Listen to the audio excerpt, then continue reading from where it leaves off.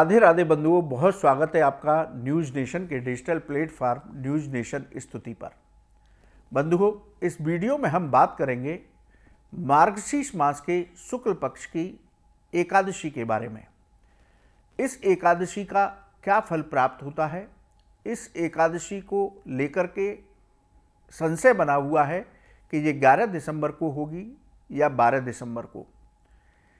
इसके साथ ही इस वीडियो में हम आपको बताएंगे कि मोक्षदा एकादशी के दिन किस कथा का श्रवण करना चाहिए, सुननी चाहिए, तभी एकादशी व्रत का फल प्राप्त होता है।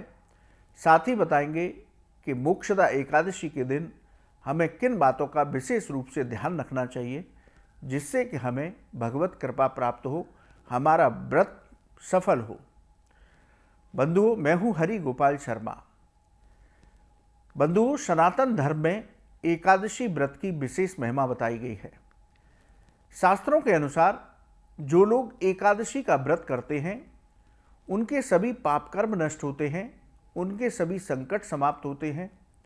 व्यक्ति भगवान लक्ष्मी नारायण की कृपा से, अपने इष्ट देव की कृपा से सभी सुखों का आनंद प्राप्त करता हुआ अंत समय में मोक्ष को प्राप्त करता है, यानी कि भगवान के वैकुंठ लोक में स्थान प्राप्त होता है। यही वजह है सनातन धर्म में एकादशी व्रत को सबसे बड़ा व्रत बताया गया। प्रत्येक महीने में 2 एकादशी के व्रत होते हैं, एक कृष्ण पक्ष में, दूसरा शुक्ल पक्ष में। प्रत्येक एकादशी का नाम अलग अलग होता है, इनसे मिलने वाली फल भी अलग अलग होते हैं, इनकी व्रत की कथा भी अलग अलग होती है। इसलिए हमें विधिपूर्वक इन एकादशी का व्रत करना चाहिए। बंधुओं, इस साल मोक्षदा एकादशी को लेकर के, उसकी तिथि को लेकर के एक संशय है कि ये व्रत हमें 11 दिसंबर को करना है या 12 दिसंबर को। आइए जानते हैं कि आप व्रत कब करें। 11 दिसंबर को सुबह 3:42 से एकादशी तिथि शुरू होगी। 12 दिसंबर को मध्य रात्रि में 1:09 पर समाप्त होगी। इसलिए इस साल स्मार्त संप्रदाय के लोग 11 दिसंबर को एकादशी का व्रत रखें। वहीं वैष्णव संप्रदाय के लोग 12 दिसंबर को एकादशी का व्रत करें। जो लोग 11 तारीख को व्रत करेंगे उनके लिए 12 दिसंबर को व्रत का पारण होगा। वहीं जो लोग वैष्णव जन हैं वो 12 दिसंबर को व्रत रखेंगे और उनके व्रत का पारण 13 दिसंबर को होगा। यानी कि इस साल 11 और 12 दिसंबर दोनों दिन मोक्षदा एकादशी व्रत पर्व मनाया जाएगा। 11 तारीख को स्मार्त संप्रदाय के लिए और 12 तारीख को वैष्णव संप्रदाय के लिए। तो आप इस एकादशी का व्रत अवश्य रखिए।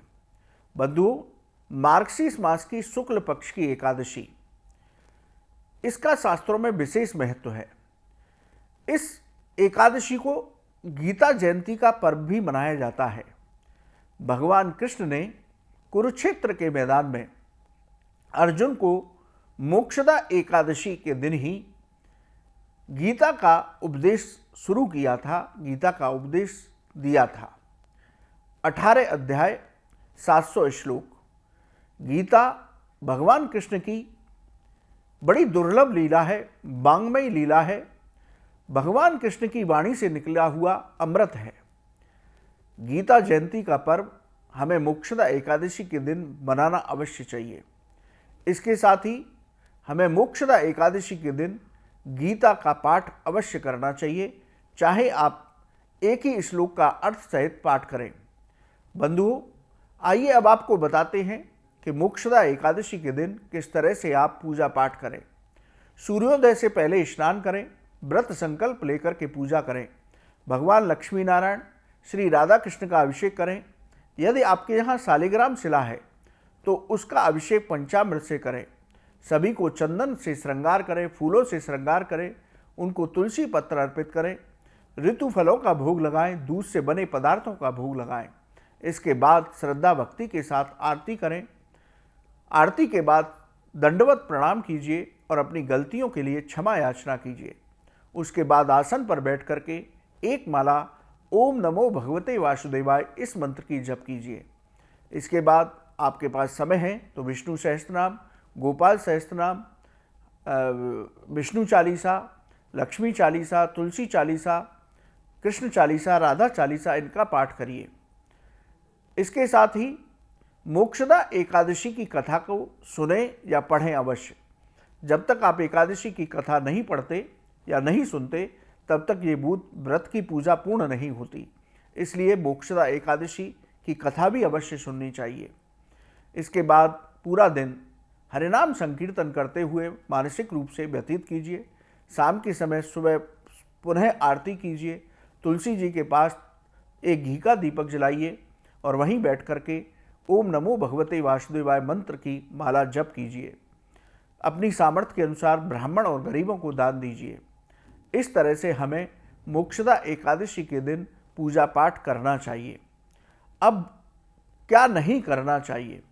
देखिए बंधुओं, आप चाहे सनातन धर्म से संबंध रखते हैं, आप व्रत रखें न रखें, लेकिन एकादशी के दिन इन बातों का विशेष ध्यान रखना चाहिए, जिससे कि आपको पाप कर्म की प्राप्ति ना हो, पाप की प्राप्ति ना हो। आप एकादशी वाले दिन शांत मन से रहें। क्रोध और किसी तरह का क्लेश घर में करने से बचें। इसके साथ ही मांस मदिरा का सेवन न करें। इसके साथ ही आप चावल का सेवन न करें। किसी की ईर्ष्या और चुगली न करें। बाल और नाखून बिल्कुल भी न काटें। इन सब बातों का ध्यान हमें एकादशी व्रत के दिन अवश्य रखना चाहिए। आइए बंधुओं, अब आपको बताते हैं कि इस एकादशी व्रत की क्या कथा है। एकादशी व्रत की कथा धर्मराज युधिष्ठिर ने भगवान कृष्ण से कहा कि मार्गशीर्ष मास के शुक्ल पक्ष की मोक्षदा एकादशी का क्या महात्म है, इस व्रत को करने से किस फलों की प्राप्ति होती है। तब भगवान कृष्ण ने उनको मोक्षदा एकादशी की कथा सुनाते हुए कहा कि गोकुल नाम के नगर में वैखानस नाम का एक राजा था। वो राज्य करता था, धर्मपरायण राजा था। वह अपनी प्रजा का पालन पुत्रवत करता था, यानी कि प्रजा को पूरा सुख देता था। उसके गांव, उसके राज्य में बहुत बड़े बड़े धार्मिक महात्मा रहते थे, यानी कि व्रत पर्व सभी उस राज्य में विधि विधान के साथ मनाए जाते थे। धर्मपरायण राजा थे। एक दिन उन्होंने स्वप्न में देखा कि उनके पिता नरक में हैं। उनको बड़ा आश्चर्य हुआ। उन्होंने सोचा कि पिता नरक में पड़े हैं और मैं तो भगवान की बहुत पूजा करता हूँ। मैंने सभी कर्मकांड पिता के सही किए, लेकिन मेरे पिता नरक में क्यों हैं? इसके साथ ही स्वप्न में ही उसके पिता ने कहा कि मैं नरक में पड़ा हूँ, मुझे यहाँ से मुक्ति दिलाओ। तब राजा अपने नगर के श्रेष्ठ ब्राह्मणों के पास, ऋषि मुनियों के पास गए। ब्राह्मणों से स्वप्न की बात बताई।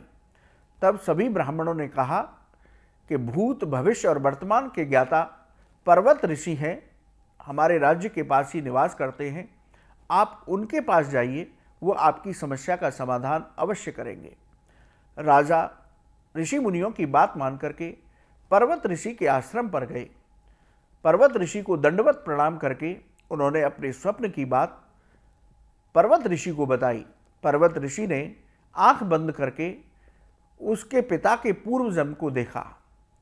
पूर्व जन्म को देखने के बाद उन्होंने राजा से कहा कि आपके पिताजी ने पूर्व जन्म में पराई स्त्री के साथ संबंध बनाए थे, अपनी पत्नी को दुख पहुंचाया था।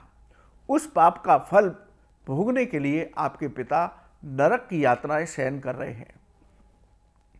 तो राजा ने कहा कि वो पुत्र ही क्या जो अपने पिता को नरक की यातनाओं से मुक्ति ही ना दिला सके। इसलिए आप कोई ऐसा उपाय बताइए जिससे मेरे पिता को नरक से मुक्ति मिल जाए।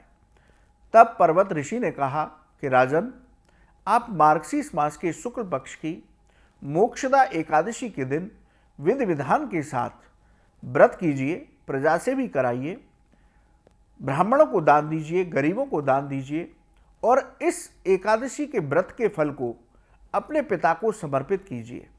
तो आपके पिता को अवश्य ही नरक के द्वार से मुक्ति मिलेगी, उनको नरक की यातनाएं नहीं सहन करनी पड़ेंगी। पर्वत ऋषि के कहे अनुसार राजा ने मार्गशीर्ष मास के शुक्ल पक्ष की मोक्षदा एकादशी को विधि विधान के साथ पूरी प्रजा के साथ ऋषि मुनियों से पूजा करा करके मोक्षदा एकादशी का व्रत किया, ब्राह्मणों को गरीबों को दान दिया और उस व्रत का फल अपने पिता को समर्पित किया। उस व्रत के प्रभाव से उसके पिता को नरक के द्वार से मुक्ति मिली, नरक की यातनाओं से मुक्ति मिली। इसके साथ राजा को भी इस व्रत का फल प्राप्त हुआ, उसके भी पाप कर्म समाप्त हुए और उसको भी भगवान के बैकुंठ लोक में स्थान प्राप्त हुआ, यानी कि राजा को भी मोक्ष की प्राप्ति हुई। तो भगवान कृष्ण ने कहा कि धर्मराज युधिष्ठिर, जो मोक्षदा एकादशी का व्रत करते हैं उनको भगवत कृपा के साथ उनके पाप कर्म नष्ट होते हैं, उनको करोड़ों राजसु यज्ञों का फल प्राप्त होता है। यदि वो अपने पितरों को इसका फल समर्पित करते हैं तो उनके पितरों को भी मुक्ति प्राप्त होती है और पितरों की कृपा भी प्राप्त होती है। इसलिए विधि विधान के साथ मोक्षदा एकादशी का व्रत करना चाहिए। तो बंधुओं, ये थी मोक्षदा एकादशी व्रत की कथा। इस कथा को आप अवश्य सुने या पढ़ें, जिससे आपका व्रत पूर्ण हो। तो बंधुओं, आप भी विधि विधान के साथ कीजिए मार्गशीर्ष मास के शुक्ल पक्ष की मोक्षदा एकादशी का व्रत और गीता जयंती का पावन पर्व मनाइए। गीता जी का अध्ययन कीजिए, गीता जी को घर में बैठ करके एक अध्याय सभी मिल करके एक दूसरे को सुनाएं तो बहुत अच्छा होगा। बंधुओं, आप न्यूज़ नेशन के डिजिटल प्लेटफार्म पर जुड़े, आपका बहुत बहुत धन्यवाद। ये वीडियो आपको कैसा लगा आप हमारे कमेंट बॉक्स में लिखें, या ज्योतिष और धर्म से संबंधित कोई सवाल है तो आप हमारे कमेंट बॉक्स में लिखें, हम उसका जवाब अवश्य देंगे। राधे राधे।